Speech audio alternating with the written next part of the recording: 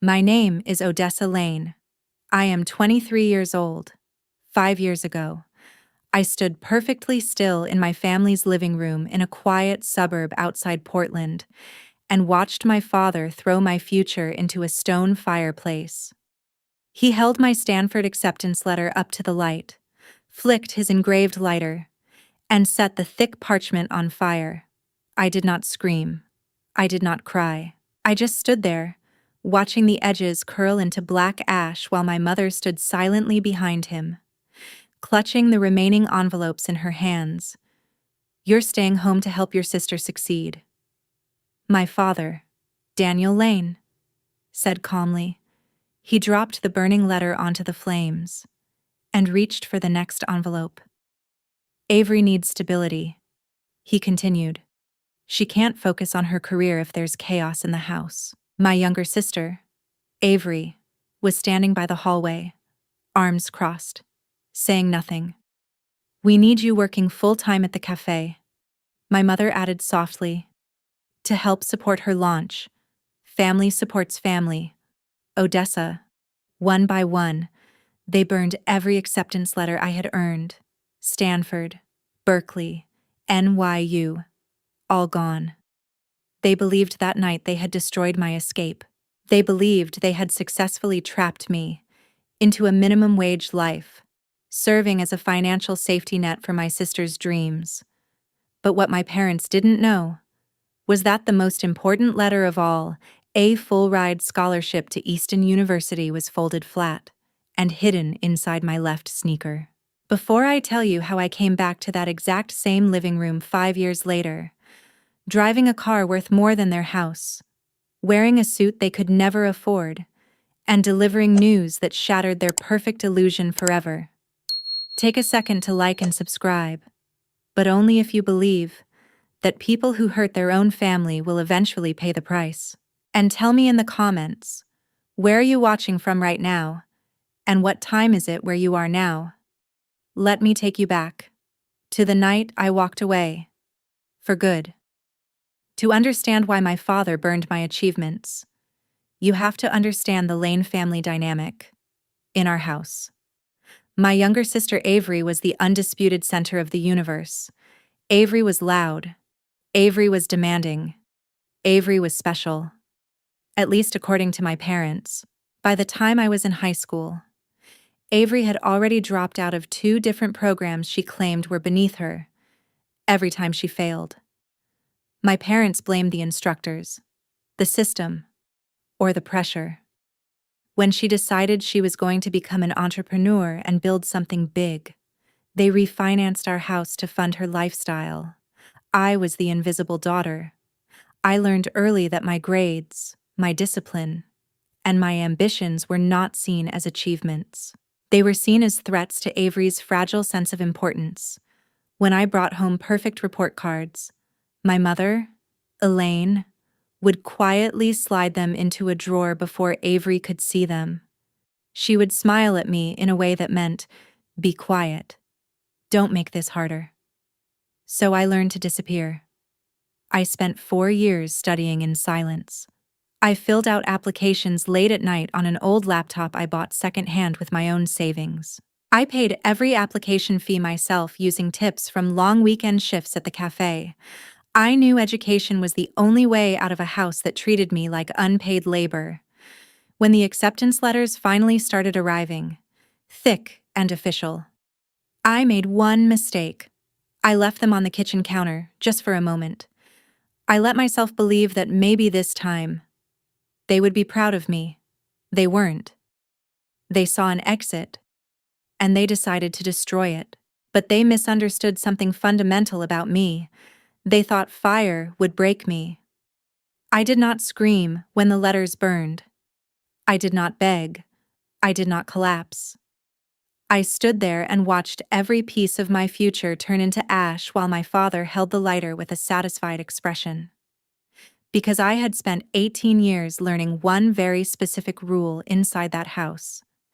Any display of emotion was a weapon they would use against me. If I cried, my mother would call me manipulative. If I raised my voice, My father would call me unstable and ungrateful. And more importantly, I understood something they never expected me to realize. If I reacted, they would win. They wanted me to accept my role, the quiet one, the backup plan, the one who sacrifices so Avery can shine. So I gave them nothing. I stood there in the living room, breathing in the sharp, bitter smell of burning paper, and kept my face completely blank. When the final envelope collapsed into pale ash, my father brushed his hands together slowly, as if he had just finished fixing a problem. He gave me a short, approving nod as if he had just corrected a mistake. Then he told me to go to sleep because I had an early shift at the cafe, and Avery needed the house quiet to focus on her business strategy. I said goodnight. I turned around, walked up the carpeted stairs, and closed my bedroom door as gently as possible. Then I sat down on the edge of my narrow bed and waited.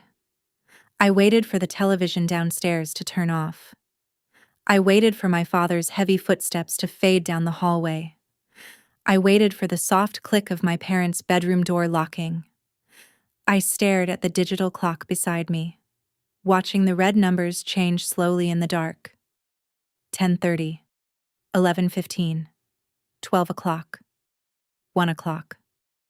I didn't move. My heart was pounding so hard against my ribs I was sure it could be heard through the walls, but my hands stayed completely still in my lap at exactly 2 in the morning. I finally leaned forward and untied my left sneaker. I slipped my foot out and reached inside. Beneath the thin, worn insole, pressed completely flat, was the thick cream-colored envelope I had been protecting for days. I pulled it out carefully and smoothed the edges with my fingers. The official seal of Westbridge University caught the faint glow of my desk lamp. It was a full academic scholarship, tuition, housing, even a small monthly stipend. It wasn't just an acceptance letter. It was a lifeline. 3 days earlier, I had intercepted it before it ever reached the house. I already suspected my father had been going through my mail. I had seen rejection letters arrive, but my acceptances had somehow disappeared. So when I saw the mail truck that afternoon, I walked all the way down the driveway and met the carrier myself. I took the envelope, slipped it straight into my shoe, and walked back inside like nothing had happened. Now, sitting alone in the dark, holding that letter in my hands, I felt something cold and sharp move through my chest. Not fear, not sadness, clarity. This was proof. Proof that I was worth more than the life they had already planned for me. Avery was 24 years old, living in our basement, chasing her third big idea. Her first project had collapsed within months. The second drained thousands of dollars and disappeared without a trace. Now she was working on something new, something vague, something my parents called her breakthrough. They had built their entire future around her potential, and they had already decided mine didn't matter. Her first attempt had been a handmade jewelry store that collapsed within half a year. Her second was a lifestyle channel that drained thousands of dollars in equipment and never attracted a real audience. Now she was obsessed with launching an app. She did not know how to code. She did not understand business structure or financial projections. But none of that mattered. My parents had already refinanced the house again to support her, because Avery was the one who was supposed to succeed. Avery was the one who would prove that everything they believed about themselves was right. And me, I was just the extra piece, the backup plan, the worker, the one they could lean on when everything else fell apart. I stood up slowly and walked to the back of my closet. I pulled out a worn black duffel bag and set it on my bed. I didn't pack anything sentimental. No photos, no childhood memories, no yearbooks. Just what I needed to survive. 3 pairs of jeans, a few shirts, underwear, socks, my old laptop. Then I walked over to my dresser and opened the bottom drawer. I reached all the way to the back and pulled out a rolled pair of thick winter socks. Inside was $400 in cash. Money relatives had sent me for graduation. My mother had told me very clearly that any money I received belonged to the household, which really meant it would go toward Avery's expenses. So I lied. I told her I didn't get anything. Now I pushed the cash deep into my jeans pocket and zipped the bag shut. I slipped on a dark jacket, lifted the duffel bag over my shoulder, and paused. For a moment, I looked around the room. Everything in it felt distant, like it already belonged to someone else. Then I turned and opened the door. I moved down the stairs slowly, careful with every step. The wood creaked faintly beneath my feet, but my father's heavy snoring filled the house and swallowed the sound. When I reached the kitchen, the only light came from the moon slipping through the blinds, stretching long shadows across the floor. I reached into my pocket, pulled out my house keys, and placed them gently on the kitchen island, right next to the coffee maker, exactly where my father would see them in the morning when he woke up to make Avery her coffee.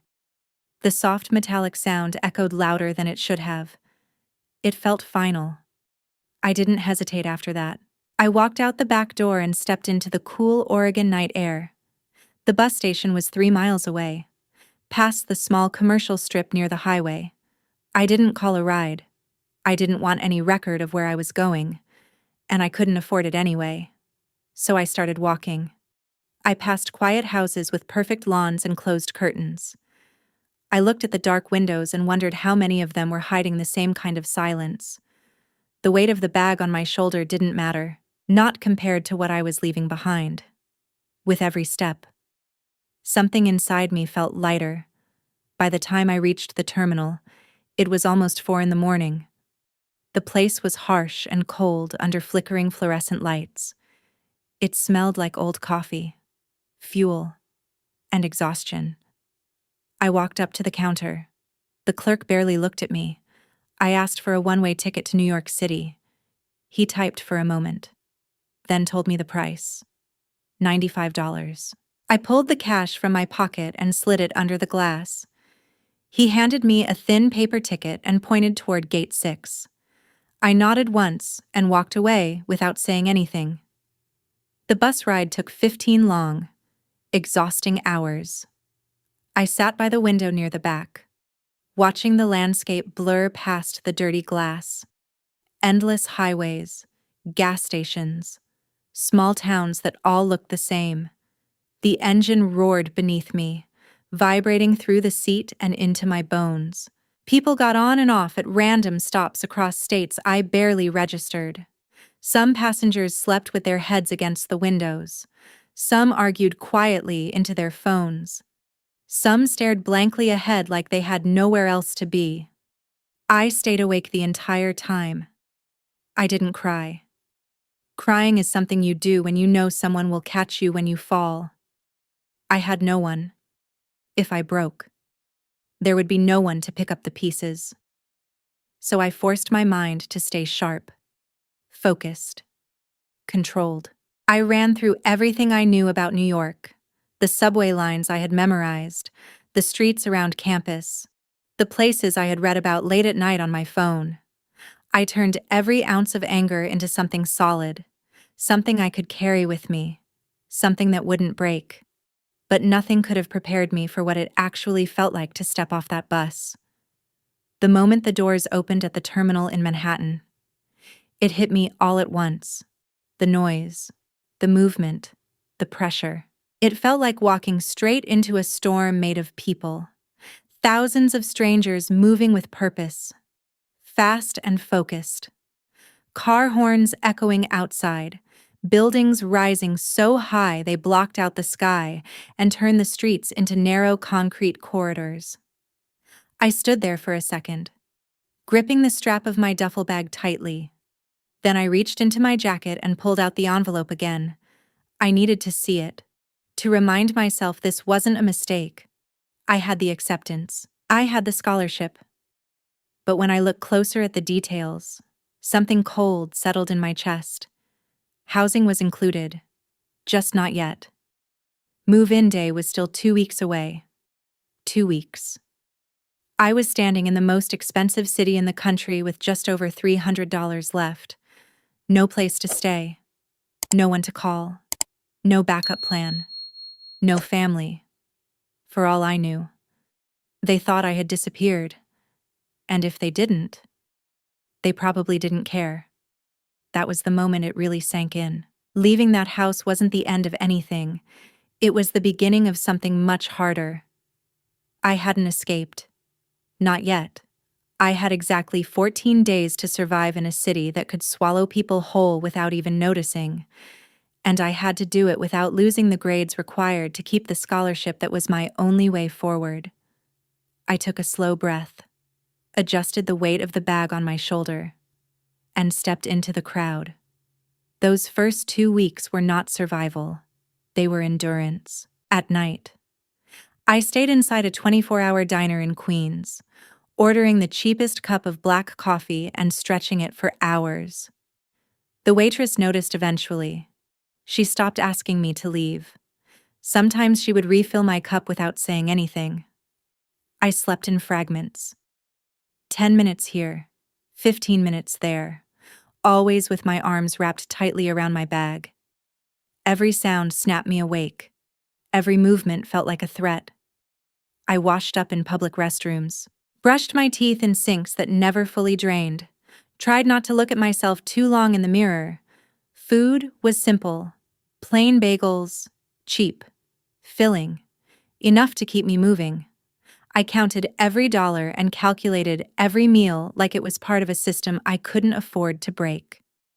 I was scared all the time, but underneath that fear, there was something stronger, something hard, something unbreakable. I wasn't going to fail. Not for them. Not for Avery. If they wanted me to disappear so she could shine, then I was going to become so successful that it would be impossible to ignore. When move-in day finally came, I walked through the gates of Westbridge University feeling like I didn't belong there. The campus looked unreal. Perfect lawns, massive stone buildings, everything clean, structured, expensive. And then there were the other students. Families unloading brand new SUVs, boxes filled with designer bedding, parents setting up rooms like hotel suites, mothers hugging their daughters tightly, fathers taking photos with pride written all over their faces. I walked past all of it alone. I carried the same worn duffel bag I had packed in the middle of the night. When I stepped into my assigned dorm room, I set it down and checked my wallet. $42. That was everything I had left. The scholarship covered my tuition and housing, but it didn't cover what it actually cost to live in a city like this. Books, food, transportation. Everything had a price I could barely afford. So I moved fast. Within 2 days, I found work. I took the overnight shift at the campus library from midnight to 6 in the morning, organizing returned books and resetting study spaces. Then I slept for 2 hours. After that, I walked 3 blocks to a small coffee shop and worked the morning rush from 8 until noon, serving drinks to people who never once looked me in the eye. Then I went to class. Every day. My body felt like it was constantly on the edge of collapse. My hands shook from exhaustion and too much caffeine. There were moments I couldn't even focus on the words in front of me, but I never stopped, no matter how much my body ached. The exhaustion never compared to the weight I had carried for 18 years inside that house, in my dorm room. I was tired in a way that felt honest. It was physical, manageable, and more importantly, I was free. There were no sudden outbursts echoing through the walls, no careful steps to avoid triggering someone else's frustration, no constant pressure to make myself smaller so Avery could feel bigger. But freedom didn't mean distance. I had changed my number. I had cut off every direct line. Still, sometimes late at night, I would scroll through the public pages of extended family members, just enough to see what was happening without being seen. Avery was still living in the basement. She had already abandoned her last idea. Now she was completely focused on building an app that let users rate high-end organic pet food. It made no sense. There was no demand, no structure, no real product. But my parents treated it like she was building something revolutionary. One night, through a careless post from an aunt, I learned my father had withdrawn a huge portion of his retirement savings. He had spent it on a boutique design agency to create Avery's brand identity. I sat in the library at 3 a.m, staring at my bank account. $18. That was everything I had left at that moment. And somewhere across the country, my father had just handed over tens of thousands of dollars for a logo. I didn't feel angry. I felt something colder, clearer. That was the moment everything shifted. I realized surviving wasn't enough. Getting a degree and finding a stable job wouldn't protect me. It wouldn't create distance. It wouldn't build a boundary strong enough to keep them out.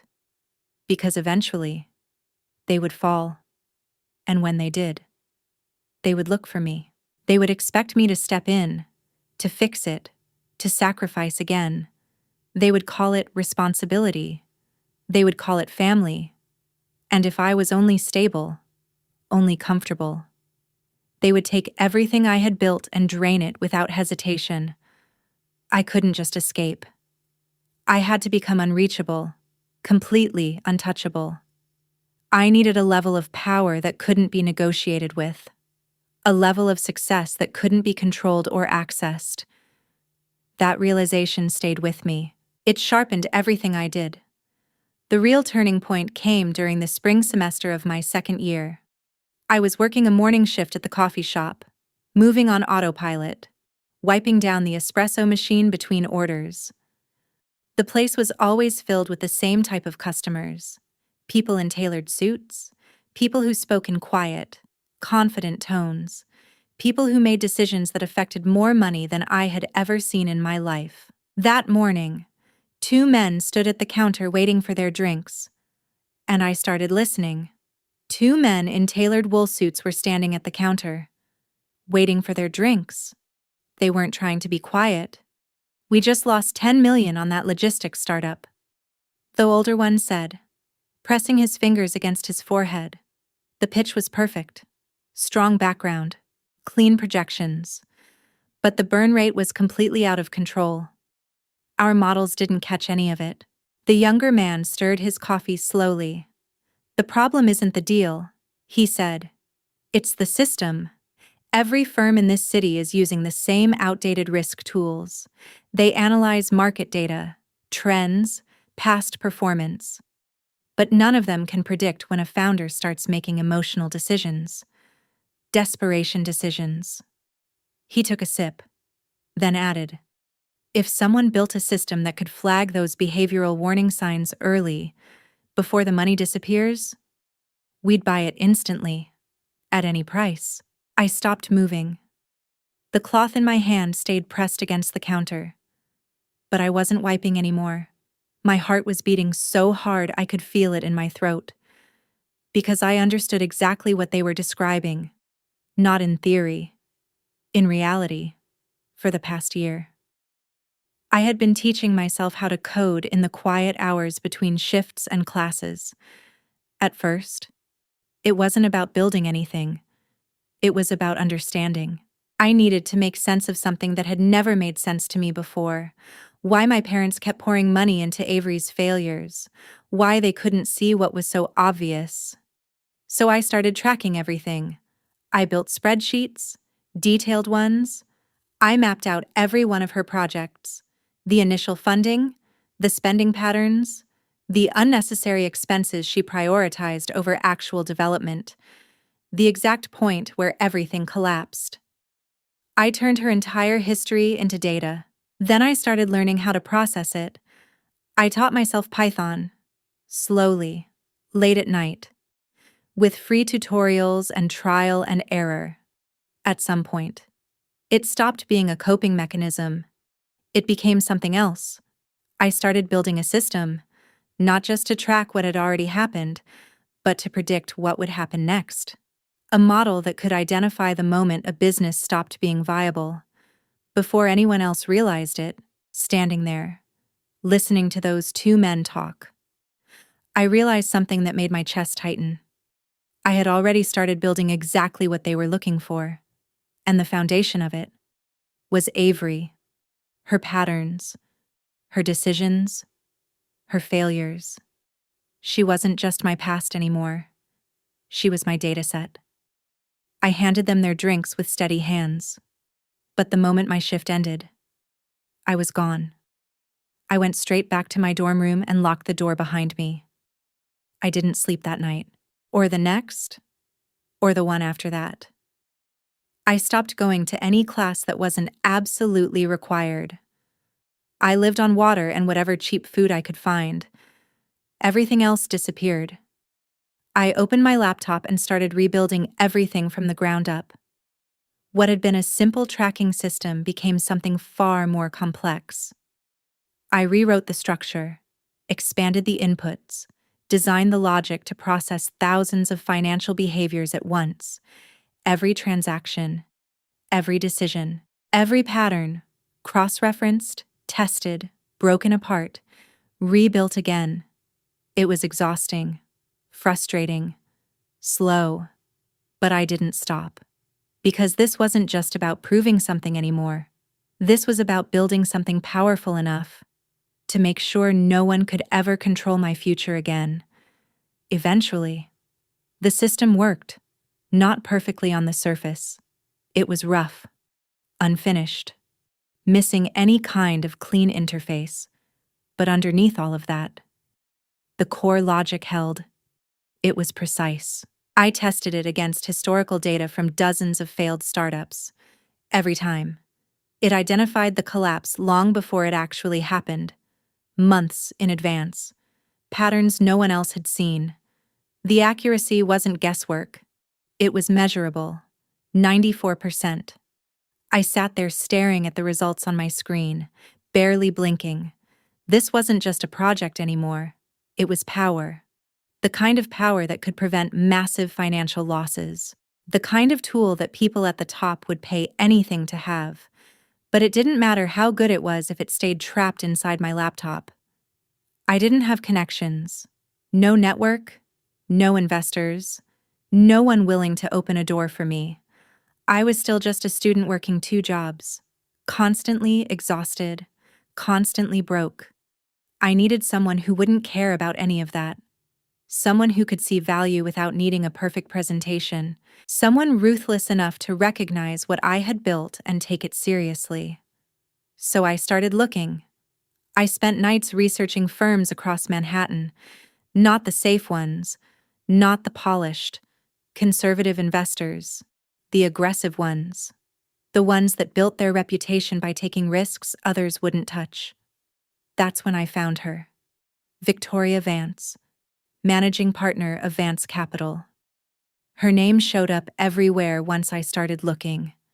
Financial journals, industry reports, articles that described her the same way every time. Brilliant, calculated, unapproachable.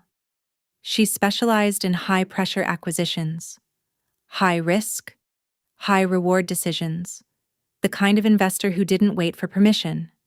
She was exactly the type of person I needed. And then I found out something that made my pulse spike. She was scheduled to give a guest lecture at Westbridge University the following week. I didn't waste time thinking about how to reach her the normal way. There was no point. Someone like her wouldn't read my email, wouldn't take my call, wouldn't care about a student asking for attention. If I wanted her to see this, I had to force the moment. I had to make it impossible for her to ignore me. That was the moment everything shifted. This was no longer something I was building quietly in the background. This was a move, a calculated risk, the next step forward. The line between survival and power. The day of the lecture, I sat in the very back row of the hall, my laptop resting on my knees. I didn't speak. I didn't move. I just watched When Victoria Vance walked onto the stage, the entire room shifted. She didn't rush. She didn't hesitate. She owned the space the moment she stepped into it. Her suit was perfectly tailored. Sharp lines, precise details. Everything about her presence was controlled, and her expression completely unreadable. She was the managing partner of Vance Capital, a firm known for some of the most aggressive technology acquisitions in the financial district. For the next hour, I watched her dismantle 3 different business models without raising her voice once. She didn't need to. Her questions were precise, surgical. Each one cut deeper than the last until the students in front of her ran out of answers. She exposed every weakness in their logic with effortless control. It wasn't just intelligence, it was dominance. And as I sat there watching, I understood something clearly. She was exactly the kind of person I needed. When the lecture ended, the room surged forward. Dozens of students rushed the stage, holding resumes, trying to get her attention. I didn't move. I already knew how that would end. People like her didn't reward desperation. They ignored it. So I stood up quietly, slipped out through the back of the auditorium, and moved quickly down the hallway. I headed straight for the private elevators reserved for VIP guests. From everything I had read, she valued one thing above all else: efficiency. She wouldn't waste time in a crowded lobby. I reached the elevator and waited. My pulse was steady, but fast. If I got this wrong, I could lose everything: my scholarship, my place here. But playing safe had never worked for me before. It wasn't going to start now. A minute later, she appeared at the end of the hall, walking with her assistant beside her. She didn't even glance at me as she stepped into the elevator. Her assistant moved to block the door, but I was already in motion. I stepped past him and slipped inside just as the doors closed. He reached for the control panel, but she raised her hand slightly, stopping him. Then she looked at me. Her eyes were cold, focused, evaluating. Not surprised, not annoyed, just calculating. "You have until this elevator reaches the lobby," she said calmly. "Explain yourself." I didn't hesitate. "You just told that room your firm lost millions because your models couldn't predict a founder's emotional instability." I said, "I built something that can—" She didn't interrupt. "It tracks behavioral patterns behind financial decisions." I continued. "Spending spikes, impulsive changes, unstable compensation patterns. It compares them against real failure timelines." I held her gaze. "It identifies collapse before it happens." "I've tested it on 50 failed companies," I said. "It predicted their collapse months in advance with 94% accuracy." The elevator kept descending. Victoria Vance didn't react. She just watched me, measuring every word. "Who funded you?" she asked. "No one," I answered. "I built it in my dorm room, between my night shift at the library and my morning job at the cafe." I held her gaze. "I learned it by watching my parents destroy themselves financially, trying to fund my sister's failed ideas. I turned that pattern into data." The elevator reached the ground floor. The doors opened. She didn't move. Instead, she told her assistant to cancel her next meeting. Then she looked back at me. "Show me." We sat in a quiet corner of a campus cafe. I opened my laptop and walked her through everything: the data inputs, the behavioral signals, the prediction structure. She asked questions nonstop, sharp, complex, relentless. I answered all of them. 40 minutes later, she closed the laptop. "The interface is terrible," she said. "The system is unprotected, but the mathematics—" She paused. "Are dangerous." Then she leaned back slightly. "You're starting tomorrow. Paid internship. You work under my data team." Her tone didn't change. "If you fail, You're out. If you don't, we discuss ownership. That was how it started. For the next 2 years, I lived in constant exhaustion. I worked at Vance Capital over 60 hours a week while still keeping my scholarship. I barely slept. I stopped having any kind of life outside work. Everything became focused on one thing: building something untouchable. Victoria was relentless. If I made a mistake, she tore it apart without hesitation, then made me rebuild it. But unlike my parents, she pushed me because she expected more from me. For the first time, someone saw potential instead of weakness. By the time I turned 22, the system was complete. We tested it in real conditions alongside the firm's existing models. It flagged multiple failing investments early, saving tens of millions in losses. That's when everything changed again. I was sitting in her office overlooking the city when she placed a contract in front of me. A term sheet. $2 million in funding. I would keep majority ownership. Her firm would take the rest and scale it. It was everything I had been working toward. But there was a condition. You can't run this while staying in school, she said calmly. If you sign, you leave. I looked at the contract in silence. That scholarship had been my way out. The only proof that I could build something different. Walking away from it meant giving up the safety I fought for. But sitting there, I understood something clearly. Safety wasn't enough anymore. I picked up the pen and signed. Within a year, everything accelerated. The system was deployed across major firms. Contracts multiplied. Revenue scaled faster than I expected. And for the first time in my life, I was no longer trying to survive. The numbers grew faster than I expected. Within a year, the revenue was impossible to ignore. I left my cramped apartment and moved into a penthouse overlooking Tribeca. I bought tailored suits that cost more than my father used to make in a month. By the time I turned 23, my company was acquired by a global banking group for over $15 million. I kept my position on the board, and Victoria made me the youngest junior partner in the history of her firm. I had built exactly what I set out to build: a fortress. I lived above the city, surrounded by people who valued precision, intelligence, and results. People who respected me. I erased everything else.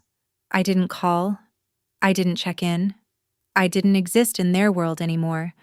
But while I was rising, my family was collapsing. Through a quiet investigation, I learned exactly how fast it was happening. Avery's app had failed. Completely. She had burned through every dollar my parents gave her. Then she borrowed more. High-interest loans, predatory terms. My father signed every document without hesitation. He used the house as collateral. The debt grew faster than they could control. They were weeks away from losing everything. No more savings, no more backup plans, just panic and desperation. Avery was preparing one last attempt. She was sending out funding requests, hoping someone would believe in her vision. She had no idea where it would end up. No idea who would see it. I was sitting in my office on the 42nd floor when her pitch landed on my desk. Heavy leather cover, gold embossed logo. The company was called Silver Paws. I opened it slowly and began reading. It didn't take long. The model was broken from the start. She was asking for $500,000 to build a niche social platform where elite pet owners could review luxury organic food. No user base, no technical foundation, no real strategy, just language and illusion. The idea wasn't just weak, it was completely useless. There was no product, no users, no real technology, just polished language printed on expensive paper. I skipped the presentation and went straight to the numbers. Because in this world, the pitch is fiction, the financials are truth. As I scanned the data, something cold settled in my chest. Avery had already burned through $300,000, most of it wasted. luxury office space, catering, branding consultants. Almost nothing went into actual development. But that wasn't the worst part. The real damage was buried deeper. She had taken out a high-interest business loan to keep everything afloat. And because she had no assets, the lender demanded collateral. I already knew what I was going to see before I reached the address, but I looked anyway. It was our house. The same house I grew up in. The same house where my father burned my future in the fireplace. He had signed the loan. My mother had co-signed it. They had risked everything they owned to support another illusion. I leaned back in my chair and stared at the ceiling for a moment. It wasn't just bad judgment. It was denial. They needed Avery to succeed. Not because she was capable, but because her success justified everything they had sacrificed. If she failed, it meant they were wrong. So they kept doubling down, even when it meant losing everything. A soft sound pulled me back. The door opened. Victoria stepped inside without knocking. A copy of the pitch already in her hand, she dropped it on my desk. "I've seen bad deals," she said calmly. "This one is impressive." I didn't look up.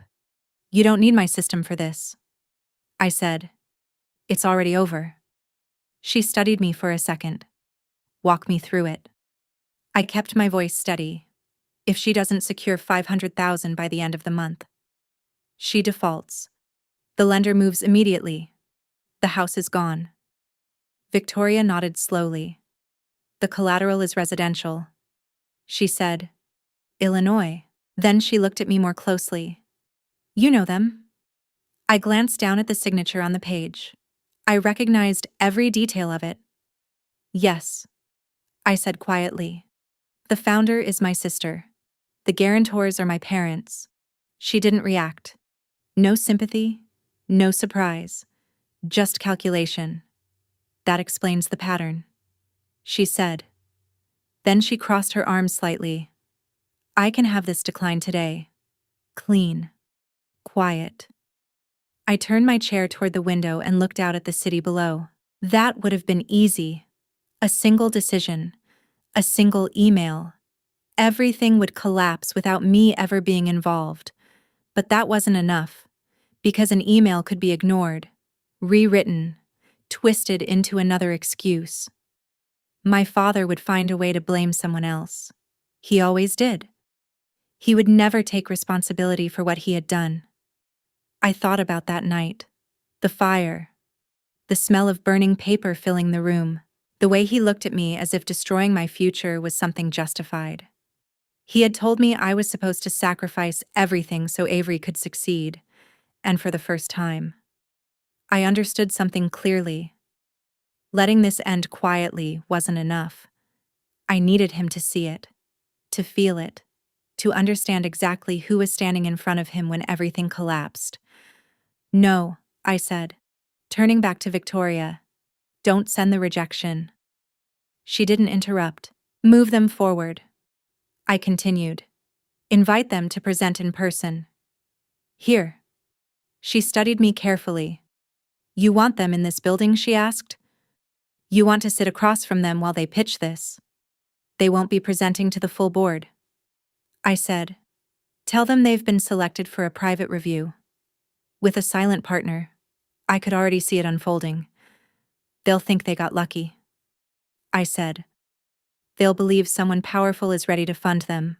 They'll come here expecting a deal." Victoria's expression shifted slightly. A faint smile, cold and sharp. "You're building a trap," she said. "Yes." The meeting was set for the following Tuesday. I spent the next few days preparing, not just reviewing the pitch, breaking it apart. Every number, every transaction, every hidden detail. I ran all of it through my system. The results were exactly what I expected. And worse. The algorithm flagged patterns immediately. Luxury spending disguised as business expenses. A car lease buried under marketing costs. The entire structure wasn't just weak. It was unsustainable. The system flagged everything: luxury dinners disguised as client meetings, expenses that had no purpose, no return, no logic. I mapped it all out. Every inconsistency, every hidden pattern. Then I printed the data and organized it into clean black folders. This wasn't just a rejection. It was going to be a complete breakdown. The morning of the meeting. I woke up before sunrise. I stood in front of the mirror in my penthouse and studied my reflection. I didn't see the girl who arrived in this city with nothing. I saw control. I chose a white tailored suit. Sharp lines. No softness. It was the kind of presence that didn't ask for attention. It took it. I paired it with a silk blouse and the watch Victoria had given me. Everything was deliberate. I wasn't preparing for a meeting. I was preparing for an ending. I arrived at the building early and walked into the boardroom alone. The space was designed to intimidate.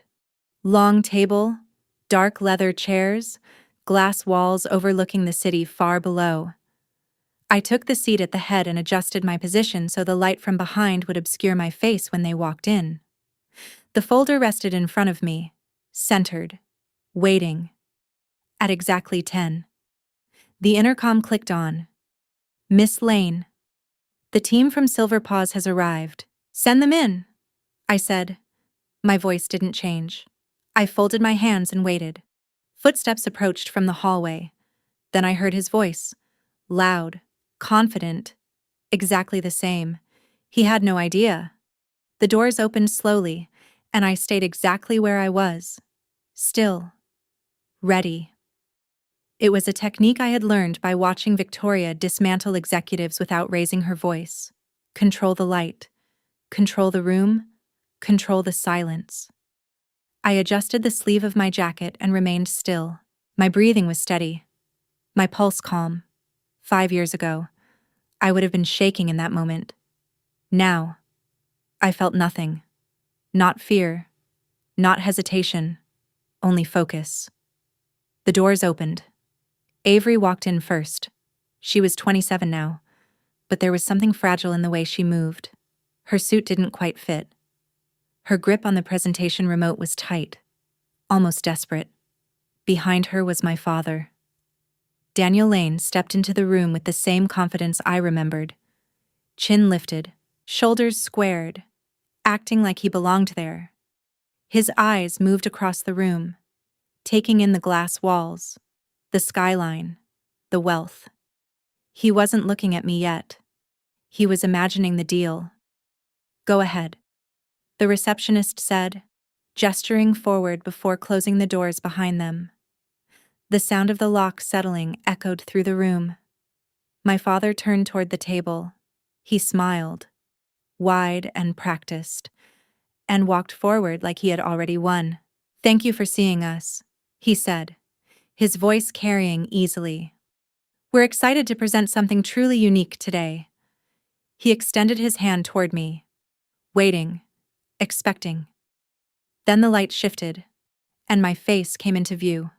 He stopped, completely. His hand froze in the air. The smile disappeared instantly. His eyes widened, trying to process what he was seeing. For a second, he couldn't speak. He blinked again, faster this time, like his mind was trying to reject what he was seeing. His mouth moved, but no words came out. Avery stepped forward without looking up and ran straight into him. She steadied herself, annoyed, then finally looked down the length of the table. At first, she didn't recognize me. I didn't look like someone she remembered. The suit, the posture, the stillness. Then our eyes met. Everything changed. "Odessa," she said quietly, her voice breaking. She glanced around the room, searching for an explanation that didn't make sense. "What are you doing here?" she asked. "Are you working here? You need to go get the partner. We're already behind." I didn't move. I didn't reach for his hand. I leaned forward slightly, resting my arms on the table, and looked at them without expression. "I'm not an assistant," I said calmly. The room went completely silent. I'm the partner reviewing this deal. I continued. And your financials are a disaster. I held their gaze. Sit down. My father made a strange, broken sound and dropped into the nearest chair. Avery stayed standing for a second longer, gripping the clicker in her hand. Sit down, I repeated. This time. She obeyed. I opened the folder in front of me. I didn't ask for their presentation. I didn't give them time to speak. I started reading. You're requesting $500,000 for a niche platform with no users, no product, and no technical foundation, I said, my eyes moving across the page before lifting back to them. You have a leased vehicle listed as marketing, private club memberships labeled as outreach, and a high-risk loan with a default deadline at the end of this week. I turned the page slowly. You've already burned through $300,000 without building anything functional. I tapped the numbers lightly with my pen.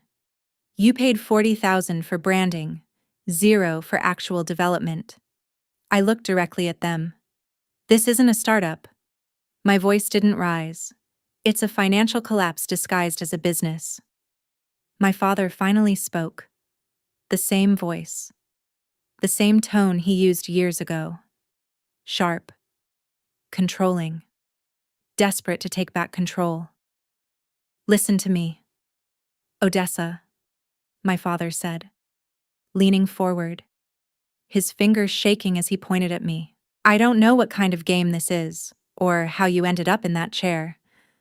But you will show your sister some respect. We came here for funding. You owe this family. His voice grew louder. You've always been jealous of Avery.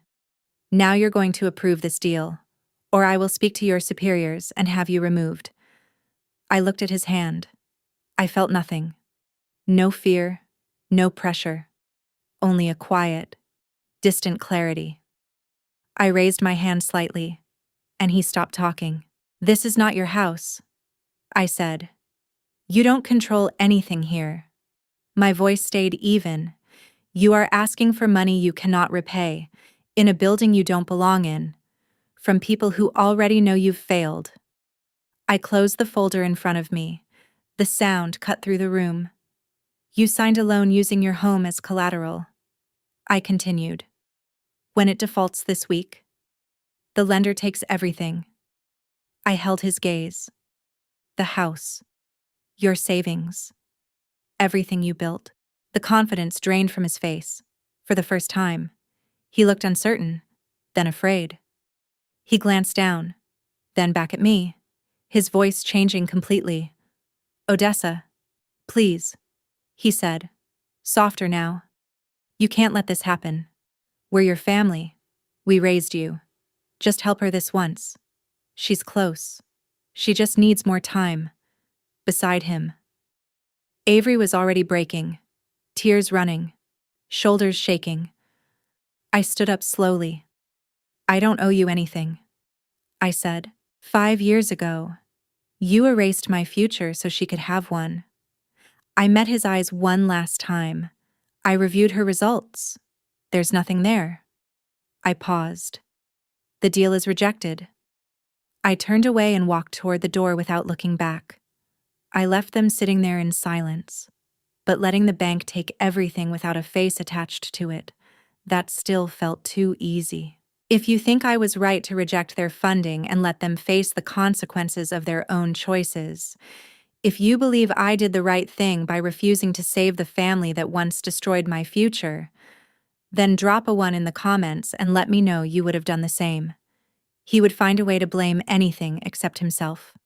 The system. The market. Anyone but the truth. And I wasn't going to let that happen. I walked into my office, picked up the phone, and called the senior wealth manager directly.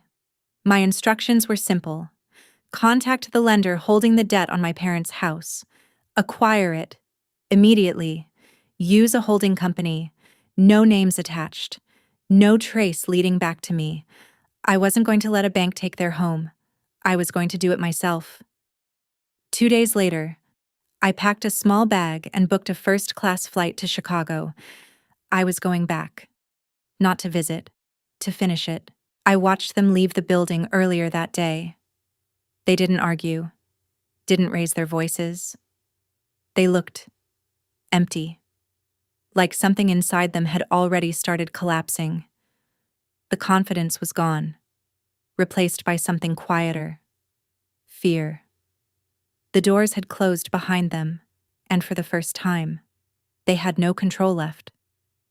I stayed in the boardroom after they left, sitting in silence for a few minutes. I had already ended their last chance, but letting the system handle the rest wasn't enough. That would be too easy, too distant, too anonymous. A foreclosure by a bank would give my father an excuse. He would turn it into a story. He would say the system failed him, that the world was unfair. I couldn't allow that. He needed to know exactly why it was happening, exactly who was responsible. I made the call. I gave the instructions. In this system, debt moves quietly, bought, sold, transferred. And when something is about to collapse, there is always someone willing to take control of it. I told my wealth manager to acquire everything, every loan, every obligation tied to that house. I didn't care about the price. Within 48 hours, the transfer was complete. By Thursday afternoon, the ownership had changed hands. Quietly, legally, permanently. I wasn't just their daughter anymore. I was the one holding their debt. The one who could decide exactly when everything ended. With that in place, I cleared my schedule and went home to pack. 5 years ago, I had left with almost nothing. A worn bag, a few clothes, fear I couldn't show. This time was different. Everything about it was different. I packed a clean, structured bag, clothes that fit the life I had built, every detail controlled. I wasn't running anymore. I was returning. Not as someone they could ignore, as someone they couldn't escape. Before I left, I thought about my mother, because my father had always been obvious, loud, direct, but she had been quieter, more careful. She never started anything. She simply allowed it, encouraged it without saying much. Everything for appearance, for status, for the image of a perfect family. She cared about how things looked, the house, the neighborhood, the life they showed to others. And that house meant everything to her. It wasn't just a place to live, it was proof of success, of control, of the version of herself she wanted the world to believe. And soon I was going to take it away. Taking that house from her would break the illusion completely. I landed at O'Hare early Friday morning. No ride share, no waiting. I walked straight to the luxury rental counter and handed over my card. I want something that makes a statement, I said. 10 minutes later, I was handed the keys, a gray Porsche Panamera. Low, sharp, built to be noticed. The kind of car my father used to talk about but could never afford. I pulled onto the highway and drove toward the suburbs. Everything looked familiar. The diner where I worked endless shifts. The library where I studied just to get away. Places that used to feel heavy. Now they felt distant, like they belonged to someone else. By the time I turned onto my old street, I felt nothing. Just focus. The neighborhood hadn't changed. Clean lawns, large houses, perfect surfaces, except one, their house. It stood out immediately. Paint peeling, grass uneven, everything worn down. The cost of failure was visible now. I drove straight into the driveway and let the engine idle for a moment. The sound alone was enough to announce my presence. My mother was outside near the porch, holding a hose loosely in her hand. She looked smaller than I remembered, tired. When she heard the engine, she froze, her eyes fixed on the car like she already knew what it meant. Not hope, not help. Something else. I turned off the engine and stepped out. The door closed behind me with a solid, final sound. The air felt still. I stood there for a second, then started walking forward. Every step deliberate, every movement controlled. I wasn't the person who left this place anymore, and she could see it. I lifted my sunglasses and rested them on top of my hair. The car door closed behind me with a heavy, final sound. Then I looked straight at her, the woman who had stood there years ago and said nothing while everything burned. My mother stared back.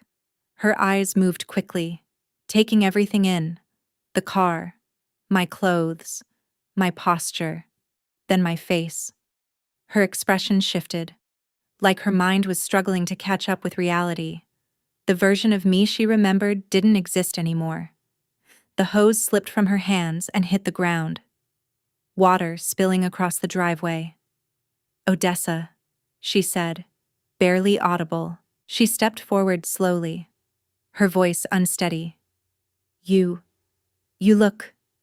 She couldn't finish. I didn't smile. I didn't respond. I reached into the passenger seat and pulled out a thick envelope. The sound of the hose and her voice had already broken the silence. I heard movement inside the house. Footsteps. Fast. The front door opened. I didn't turn around. I didn't need to. Everything was already in place. This wasn't a surprise anymore. It was the moment they had been walking toward for years.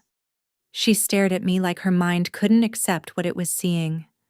Her eyes moved slowly over everything: the car, the clothes, the watch on my wrist.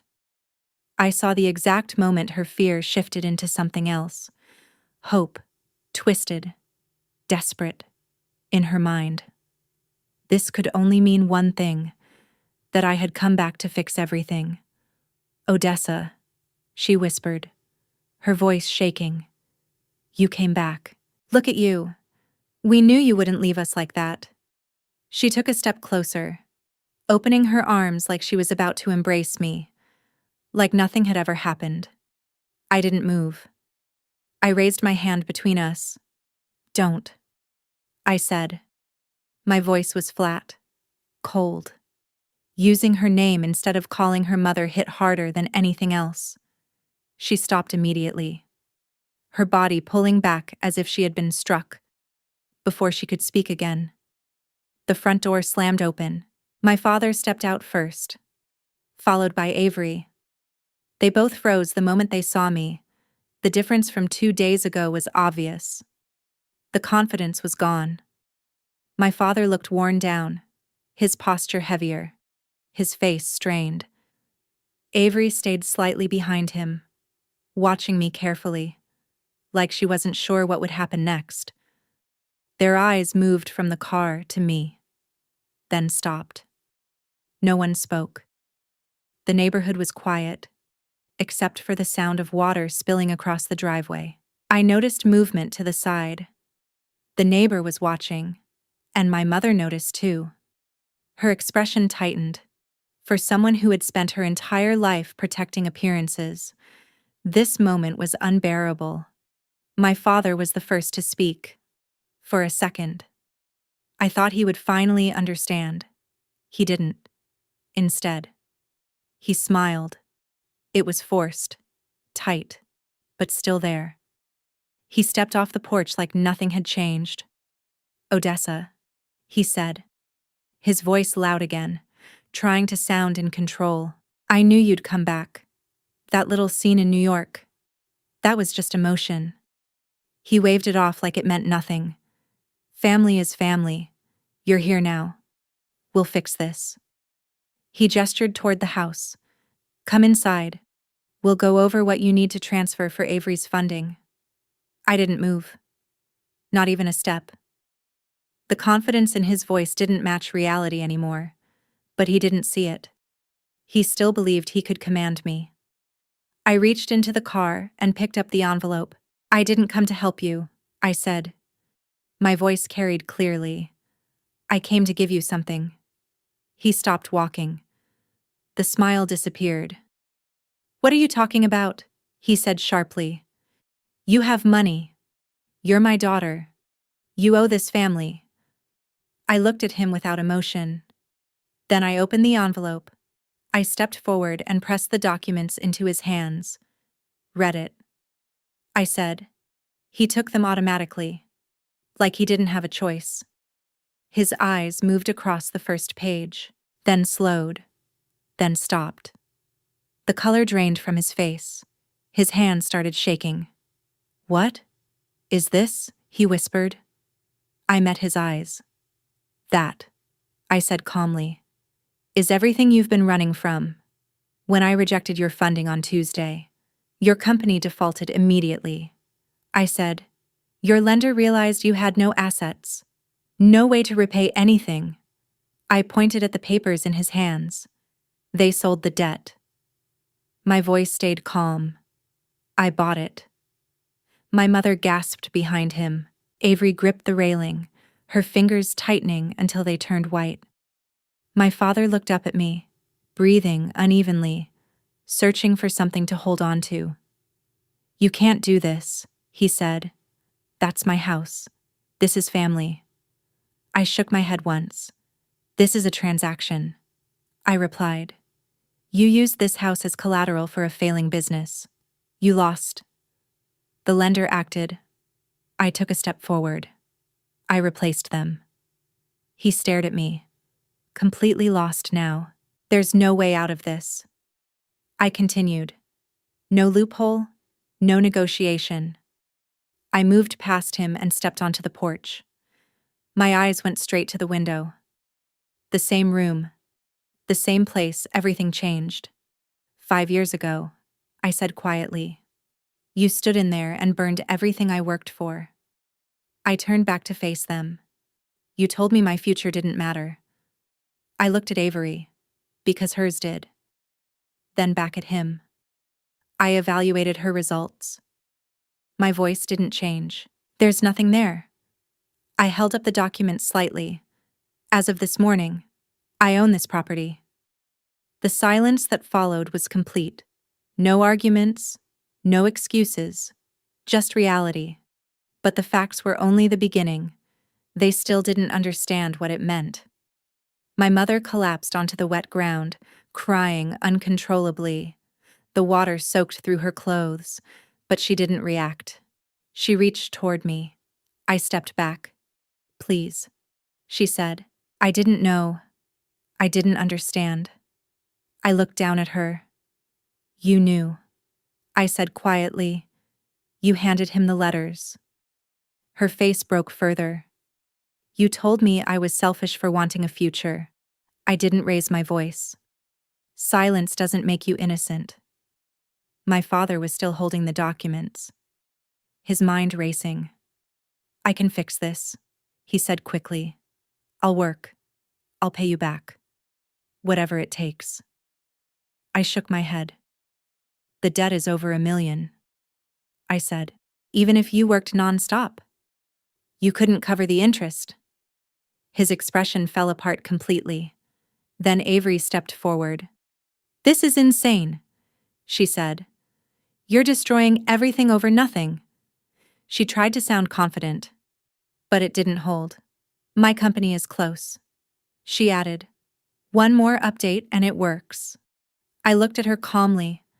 You don't know how to build anything, I said. Her face froze. I've seen your records. The spending, the debt, the lies. I held her gaze. You're not building a company. My voice stayed steady. You're running from failure. She didn't respond. There was nothing left to say. I reached back into the car and pulled out a single document.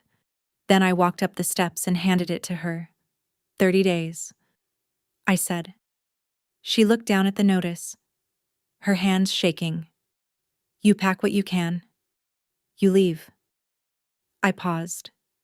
If you're still here after that, I didn't finish the sentence. I didn't need to.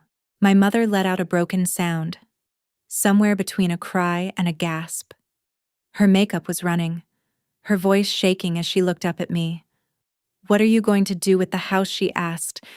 Please, Just keep it in the family. I can't let people see strangers living here.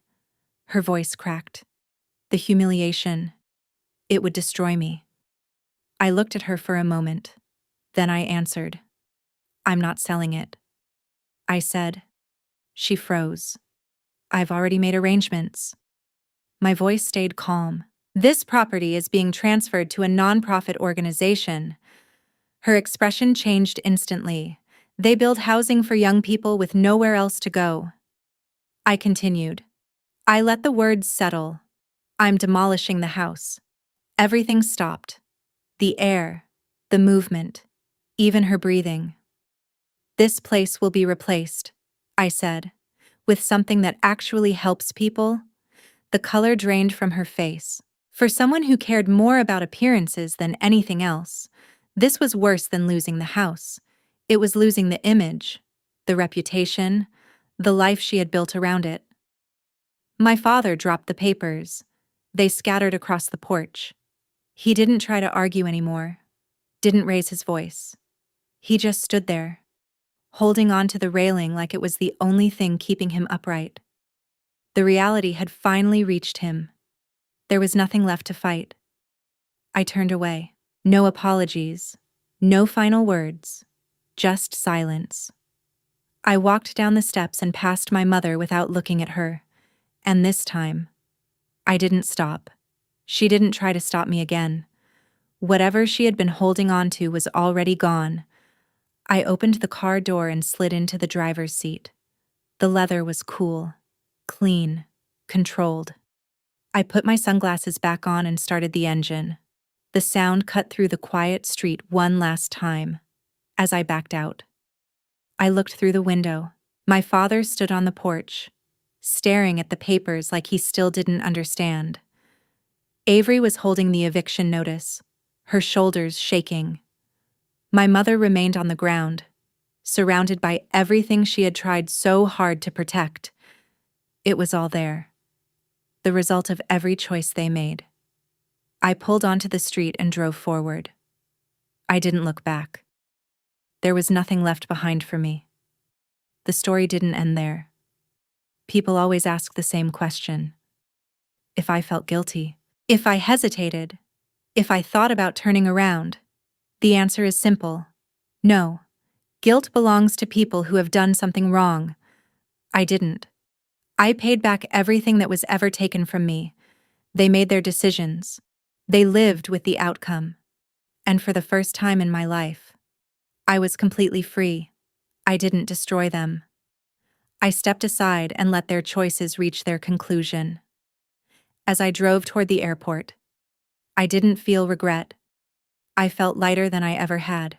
The weight I carried for years was gone. I returned the car, boarded my flight, and watched the clouds pass beneath me. That chapter was closed. Completely. People often make threats they never follow through on. I don't.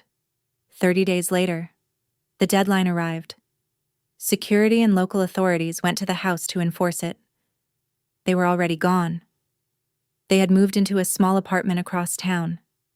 A different neighborhood. A different life. My father was working long shifts at a warehouse. Avery had taken a job at a retail store. The house stood empty. 2 weeks after that, the demolition began.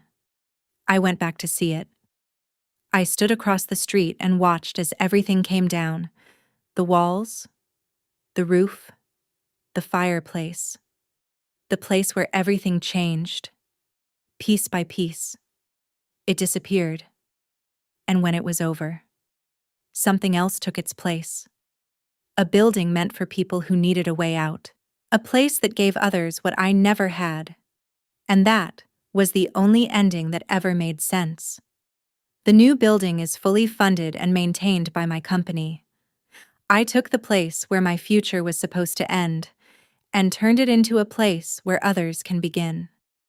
Sometimes the strongest thing you can do is step away and let people face the consequences they created. I didn't need to save them. I had already saved myself. And I didn't do it alone. I built something new. A different kind of family. In New York. I found people who valued growth, not control. Victoria taught me something I had never understood before. Being related to someone doesn't give them the right to stay in your life. Support isn't about holding someone back, it's about pushing them forward. She never asked me to be smaller. She expected me to become more. That changed everything. Real power isn't loud. It doesn't come from shouting or forcing control. It comes from knowing exactly when to act and following through. Now, I sit in rooms where decisions shape entire industries. I'm surrounded by people who challenge me, respect me, and recognize my value. For the first time, I belong. Growing up, I believed something was wrong with me, that if I tried harder, stayed quieter, did everything right, maybe I would be enough. But I understand it now. They didn't need me to succeed. They needed someone to blame. Avery was their proof, their excuse, the version of success they showed the world. And I was the cost of maintaining that illusion. They needed me to fail so their story could make sense. If I succeeded, everything they believed about themselves would collapse. My father didn't destroy my future out of hate.